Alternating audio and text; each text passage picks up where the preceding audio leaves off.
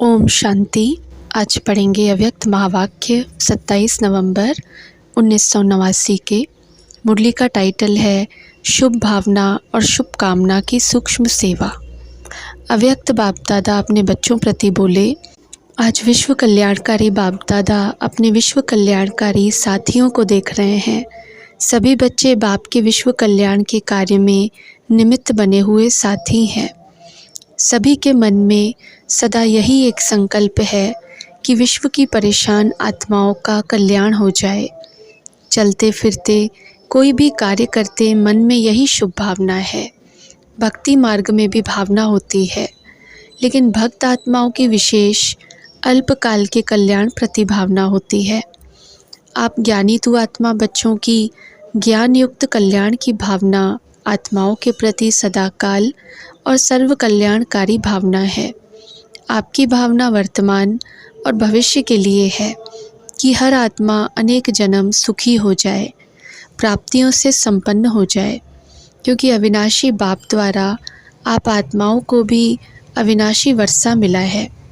आपकी भावना का फल विश्व की आत्माओं को परिवर्तन कर रहा है और आगे चल प्रकृति सहित परिवर्तन हो जाएगा। आप आत्माओं की श्रेष्ठ भावना इतना श्रेष्ठ फल प्राप्त कराने वाली है, इसलिए विश्व कल्याणकारी आत्माएं गाई जाती हैं। इतना अभी शुभ भावना का महत्व जानते हो? अपनी शुभ भावना को साधारण रीति से कार्य में लगाते चल रहे हो?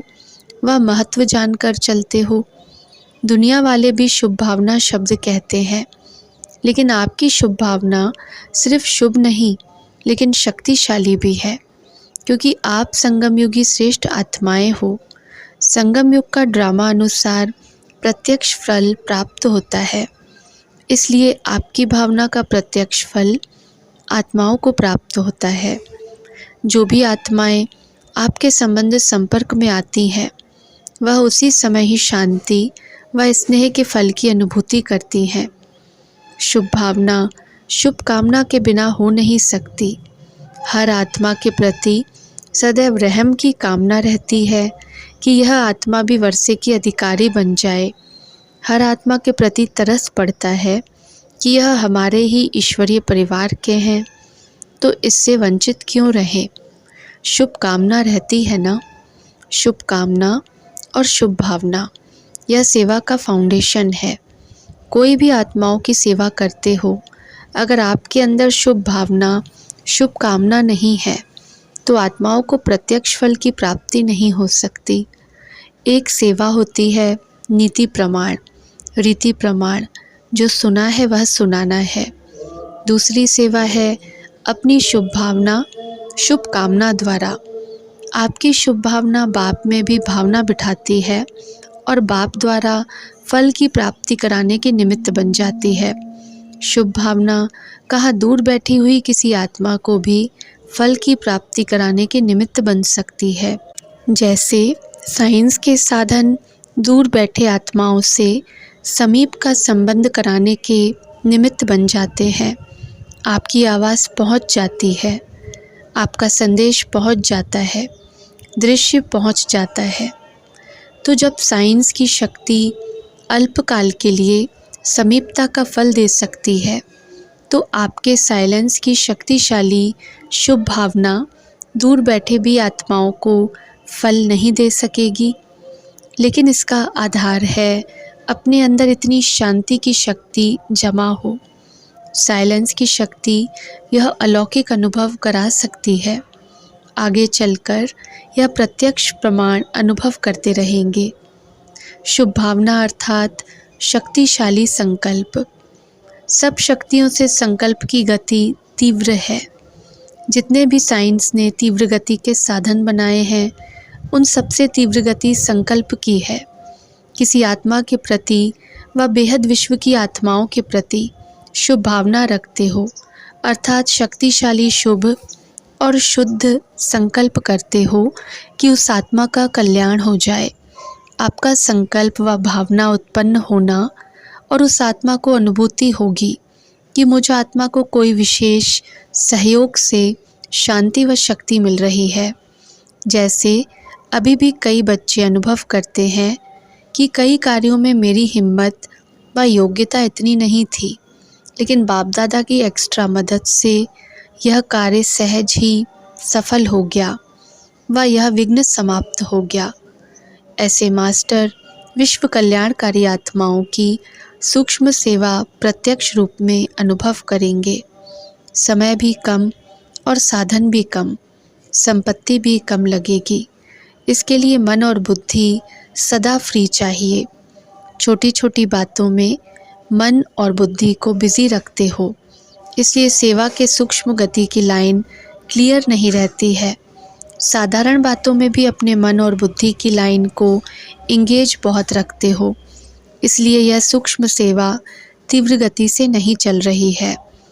इसके लिए विशेष अटेंशन, एकांत और एकाग्रता। एकांत प्रिय आत्माएं कितना भी बिजी होते फिर भी बीच बीच में 1 घड़ी 2 घड़ी निकाल एकांत का अनुभव कर सकती हैं। एकांत प्रिय आत्मा ऐसी शक्तिशाली बन जाती है जो अपनी सूक्ष्म शक्तियाँ मन बुद्धि को जिस समय चाहे जहाँ चाहे एकाग्र कर सकती हैं। चाहे बाहर की परिस्थिति हलचल की हो, लेकिन एकांत प्रिय आत्मा एक के अंत में सेकंड में एकाग्र हो जाएगी। जैसे सागर के ऊपर लहरों की कितनी आवाज़ होती है, कितनी हलचल होती है, लेकिन सागर के अंत में हलचल नहीं होती। तो जब एक के अंत में ज्ञान सागर के अंत में चले जाएंगे तो हलचल समाप्त हो एकाग्र बन जाएंगे। सुना सूक्ष्म सेवा क्या है? शुभ भावना, शुभ कामना शब्द सभी बोलते रहते हैं, लेकिन इसके महत्व को जान प्रत्यक्ष रूप में आने से अनेक आत्माओं को प्रत्यक्ष फल की अनुभूति कराने के निमित्त बनो। अच्छा, टीचर्स का तो काम ही है सेवा। टीचर्स का महत्व ही सेवा है। अगर सेवा का प्रत्यक्ष प्रमाण नहीं दिखाई देता है तो उनको योग्य टीचर की लिस्ट में गिनती नहीं किया जाता। टीचर की महानता सेवा हुई ना, तो सेवा का महीन रूप सुनाया। मुख की सेवा तो करते रहते हो, लेकिन मुख और मन की शुभ भावना की सेवा साथ साथ हो। बोल और भावना डबल काम करेंगे। इस सूक्ष्म सेवा का अभ्यास बहुत काल अर्थात अभी से चाहिए, क्योंकि आगे चलकर सेवा की रूपरेखा बदलनी ही है। फिर उस समय सूक्ष्म सेवा में अपने को बिजी नहीं कर सकेंगे। बाहर की परिस्थितियां बुद्धि को आकर्षित कर लेंगी। रिजल्ट क्या होगी? याद और सेवा का बैलेंस नहीं रख सकेंगे। इसलिए अभी से अपने मन बुद्धि के सेवा की लाइन को चेक करो। टीचर्स को चेक करना आता है ना? टीचर्स औरों को सिखाती हैं तो ज़रूर स्वयं जानती हैं, तब तो सिखाती है ना। अभी योग्य टीचर्स हो ना। योग्य टीचर की विशेषता यह है जो निरंतर चाहे मनसा, चाहे वाचा, चाहे कर्मणा सेवा में सदा बिजी रहे, तो और बातों से स्वतः ही खाली हो जाएंगे। अच्छा, कुमारियाँ भी आई हैं। कुमारियाँ अर्थात होवनहार टीचर्स, तब तो कहेंगे ब्रह्मा कुमारियाँ हैं। अगर होवनहार सेवाधारी नहीं तो पाई पैसे वाली कुमारी हैं। कुमारियाँ क्या करती हैं? नौकरी की टोकरी उठाती हैं ना पाई पैसे के पीछे। बाप दादा को हंसी आती है कुमारियों के ऊपर। टोकरी का बोझ उठाने के लिए तैयार हो जाती हैं, लेकिन भगवान के घर में अर्थात सेवा स्थानों में रहने की हिम्मत नहीं रखती हैं। ऐसी कमज़ोर कुमारियाँ तो नहीं होना। चाहे पढ़ भी रही है तो भी लक्ष्य तो पहले से रखा जाता है कि नौकरी करनी है या विश्व सेवा करनी है। नौकरी करना अर्थात अपने को पालना। बाल बच्चे तो है नहीं जिसको पालना पड़े।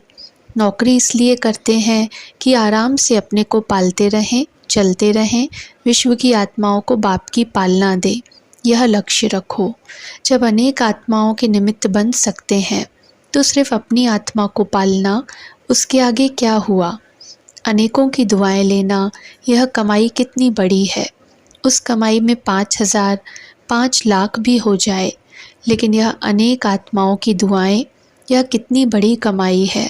और यह साथ जाएंगी अनेक जन्मों के लिए। यह 5 लाख कहाँ जाएंगे? या घर में या बैंक में रह जाएंगे। लक्ष्य सदैव ऊंचा रखा जाता है, साधारण नहीं। संगम युग पर इस एक अभी के जन्म में इतना गोल्डन चांस मिलता है बेहद की सेवा में निमित्त बनने का। सतयुग में भी ऑफ़र नहीं मिलेगी। नौकरी के लिए भी अखबार देखते रहते हैं ना कि कोई ऑफ़र मिले। बाप स्वयं सेवा की ऑफ़र कर रहे हैं, तो योग्य राइट हैंड बनो। साधारण ब्रह्मा कुमारी भी नहीं बनना। योग्य सेवाधारी नहीं बनते तो सेवा करने के बजाय सेवा लेते रहते हैं। योग्य सेवाधारी बनना कोई मुश्किल नहीं। जब योग्य सेवाधारी नहीं बनते हो तब डरते हो, कैसे होगा, चल सकेंगे व नहीं। योग्यता नहीं होती है तो डर लगता है। जो योग्य होता वह बेपरवाह बादशाह होता है। चाहे स्थूल योग्यता, चाहे ज्ञान की योग्यता मनुष्य को वैल्यूएबल बनाती है। योग्यता नहीं तो वैल्यू नहीं रहती। सेवा की योग्यता सबसे बड़ी है। ऐसी योग्य आत्मा को कोई बात रोक नहीं सकती। योग्य बनना माना मेरा तो एक बाबा, बस और कोई बात नहीं। सुना कुमारियों ने? अच्छा, कुमार भी बहुत आए हैं। कुमार दौड़ बहुत लगाते हैं, सेवा में भी अच्छे उमंग से दौड़ लगाते रहते हैं। लेकिन कुमारों की विशेषता और महानता यही है कि आदि से अब तक निर्विघ्न कुमार हो। अगर कुमार निर्विघ्न कुमार हैं तो ऐसे कुमार बहुत महान गाए जाते हैं, क्योंकि दुनिया वाले भी कुमारियों के बजाय कुमारों के लिए समझते हैं कि कुमार योग्य बन जाएं। यह मुश्किल है, लेकिन कुमार ही विश्व को चैलेंज करें कि आप तो असंभव कहते हो, लेकिन हम निर्विघ्न कुमार हैं। ऐसे विश्व को सैंपल दिखाने वाले कुमार महान कुमार हैं। बाप दादा ऐसे कुमारों को सदा ही दिल से मुबारक देते हैं। समझा?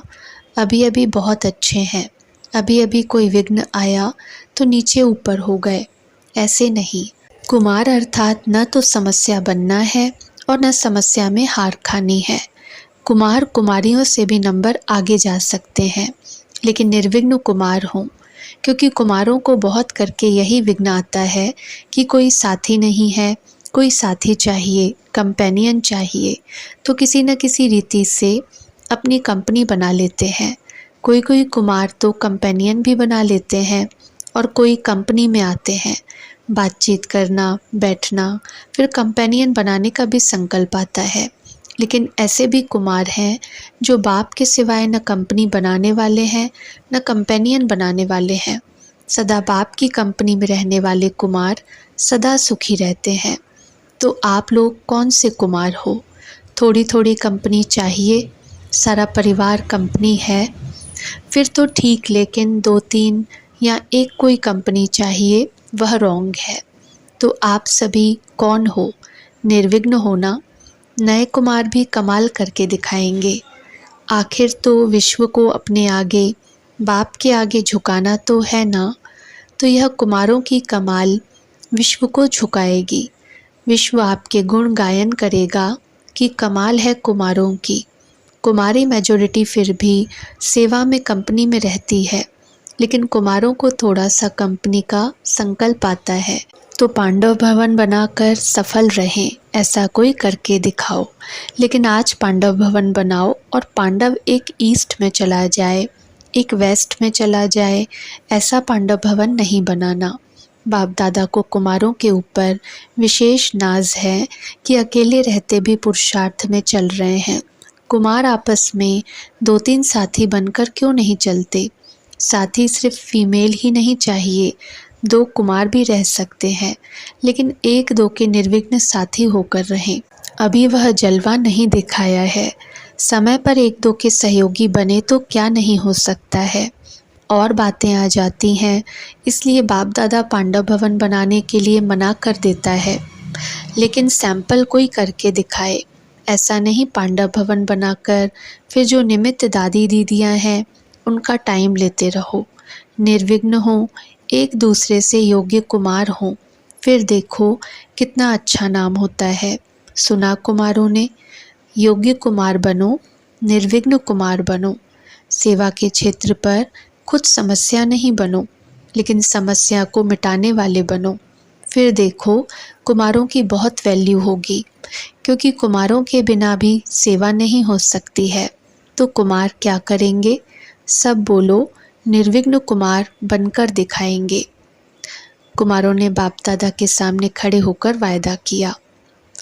अभी सभी का फोटो निकल गया है। ऐसे नहीं समझना कि हम उठे तो किसी ने देखा नहीं। फोटो निकल गया, अच्छा है। हिम्मते बच्चे, मददे बाप, और सारा परिवार आपके साथ है। अच्छा, चारों ओर के सर्व बच्चों को सदा बाप दादा अपने स्नेह के सहयोग के छत्र छाया सहित दिल से सेवा की मुबारक दे रहे हैं। देश विदेश के सेवा के समाचार मिलते रहते हैं। हर एक बच्चा अपने दिल का सच्चा समाचार भी देते रहते हैं। खास विदेश के पत्र ज़्यादा आते रहते हैं। तो सेवा के समाचार देने वाले बच्चों को मुबारक भी, और साथ में सदा स्व सेवा और विश्व सेवा में सफलता भव का वरदान दे रहे हैं। स्व पुरुषार्थ के समाचार देने वालों को बाप दादा यही वरदान दे रहे हैं कि जैसे सच्ची दिल से बाप को राज़ी करते रहते हो, ऐसे सदा स्वयं को भी स्वयं के संस्कारों से, संगठन से राजयुक्त अर्थात राज़ी रहो। एक दो के संस्कारों के राज को भी जानना, परिस्थितियों को जानना, यही राजयुक्त स्थिति है। बाकी सच्चे दिल से अपना पोता मिल देना और स्नेह की रूहान के पत्र लिखना, अर्थात पिछला समाप्त करना, और स्नेह की रूहान सदा समीपता का अनुभव कराती रहेगी। यह है पत्रों का रिस्पॉन्ड। पत्र लिखने में विदेशी बहुत होशियार हैं, जल्दी जल्दी लिखते हैं। भारतवासी भी लंबे लंबे पत्र भेजना नहीं शुरू करना। बाप दादा ने कह दिया है, 2 शब्दों का पत्र लिखो, ओके। सर्विस समाचार है तो लिखो, बाकी ओके। इसमें सब कुछ आ जाता है। यह पत्र पढ़ना भी सहज है तो लिखना भी सहज है। लेकिन अगर ओके नहीं हो तो फिर ओके नहीं लिखना। जब ओके हो जाओ तब लिखना। पोस्ट पढ़ने में भी तो टाइम लगता है ना। कोई भी कार्य करो सदा शॉर्ट भी हो और स्वीट भी हो। कोई भी पढ़े तो उसको खुशी तो हो। इसलिए राम कथाएं लिखकर नहीं भेजना, समझा। समाचार देना भी है, लेकिन समाचार देना सीखना भी है। अच्छा, सर्व शुभ भावना और शुभकामना की सूक्ष्म सेवा के महत्व को जानने वाले महान आत्माओं को बाप दादा का याद प्यार और नमस्ते। उड़ीसा भोपाल ग्रुप से। सदा बाप के स्नेह में सदा समाये हुए रहते हो। जो समाया हुआ होता है उसको कोई सुध-बुध नहीं रहती। आप सभी को भी सब कुछ भूल गया है ना। स्नेह में समाया हुआ सदा ही बाप का प्यारा और दुनिया से न्यारा रहता है। सभी लोग आपको कहते हैं ना कि आप तो न्यारे बन गए। न्यारा बनना ही बाप का प्यारा बनना है। सारे विश्व को बाप प्यारा क्यों लगता है? क्योंकि सबसे न्यारा है। सबसे न्यारा एक ही है और कोई हो नहीं सकता। तो आप भी कौन हैं? न्यारे और प्यारे। आपका यह न्यारा जीवन सारे विश्व को प्रिय लगता है। इसलिए ब्राह्मण जीवन को अलौकिक जीवन कहते हैं। अलौकिक का अर्थ क्या है? लोक जैसे नहीं। अलौकिक अर्थात लोक जैसा जीवन नहीं है। आपकी दृष्टि, स्मृति, वृत्ति सब बदल गई। स्मृति व वृत्ति में क्या रहता है? त्याग वृत्ति रहती है। आत्मा भाई भाई की वृत्ति व भाई बहन की वृत्ति रहती है। हम सब आपस में एक परिवार के हैं, यह वृत्ति रहती है। और दृष्टि से भी आत्मा को ही देखते, शरीर को नहीं। तो सब बदल गया ना। कभी गलती से शरीर को तो नहीं देखते हो। अगर आत्मा नहीं होती तो शरीर कुछ कर सकता है? तो प्यारी चीज़ कौन सी है? आत्मा है। जब आत्मा निकल जाती है तो शरीर को रखने के लिए भी तैयार नहीं होते। तो प्यारी चीज़ आत्मा है ना। इसलिए वृत्ति, दृष्टि, स्मृति सब बदल जाती है। तो यह चेक करो कि सदा अलौकिक जीवन में हूँ या साधारण जीवन में हूँ, क्योंकि नया जन्म हो गया। जन्म नया है तो सब कुछ नया है और सभी को प्रिय भी नया लगता है, न कि पुराना। तो नई जीवन में नई बातें हैं। पुराना समाप्त हो गया। समाप्त हुआ है या आधे वहाँ जिंदा हो, आधे यहाँ जिंदा हो, आधा शूद्र तरफ आधा ब्राह्मण तरफ, ऐसे तो नहीं है ना। श्रेष्ठ जीवन को भूलकर साधारण जीवन को कौन याद करेगा। कोई तो राजाई मिल जाए और फिर भी गरीबी को याद करता रहे तो उसे क्या कहेंगे, भाग्यवान कहेंगे। तो स्वप्न में भी पुराना जीवन याद नहीं आए, जब मर गए तो याद कहाँ से आएगा। आधा तो नहीं मरे हो, पूरा मर गए हो ना। जो आधा मर जाता है पूरा नहीं मरता तो अच्छा नहीं लगता है ना। जब ऐसी बढ़िया जीवन मिल गई तो पुरानी जीवन याद आ नहीं सकती। तो ऐसे मरजीवा बने हो या आधा मरे हो। अच्छा, सेवाधारियों ने सेवा करते वर्तमान और भविष्य दोनों बना लिया। प्रत्यक्ष फल भी मिला, मधुबन में रहने का भाग्य मिला, या प्रत्यक्ष फल मिला और भविष्य भी जमा कर लिया तो डबल प्राप्ति हो गई ना। ऐसे ही सदा अपने भाग्य को ऊंचे से ऊंचा बनाते जाओ। ऐसे नहीं मधुबन से गए तो भाग्य कम हो गया। भाग्य विधाता के बच्चे हैं, भाग्य बढ़ता रहेगा। कुछ भी हो जाए, माया कितनी भी कोशिश करे, लेकिन भाग्य नहीं गवा सकते। वहाँ जाकर ऐसे पत्र नहीं लिखना कि हो गया क्या करें। सदा अनुभव के पत्र लिखना और कुछ नहीं लिखना। अभी तो विश्व की सर्व आत्माओं को जगाना है, श्रेष्ठ बनाना है, तो स्वयं कैसे नीचे रहेंगे। ऊंचे रहेंगे तभी औरों को भी ऊंचा ले जाएंगे। सदा जैसे बाप वैसे बच्चे, समान बनना है और समीप रहना है। अच्छा, ओम शांति।